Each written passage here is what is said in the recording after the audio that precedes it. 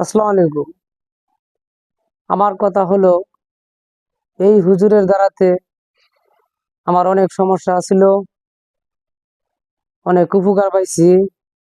আপনারাও এই হুজুরের সাথে যোগাযোগ করলে ইনশাল্লাহ সুস্থ, সফল, শারীরিক সমস্যা থাকলে আমার ধারণায় হুজুরে সম্পূর্ণ যে কোনো বিষয় সাকসেসফুল হতে ওনার কাছ থেকে কেউ খালি হাতে ফিরে যায় নাই।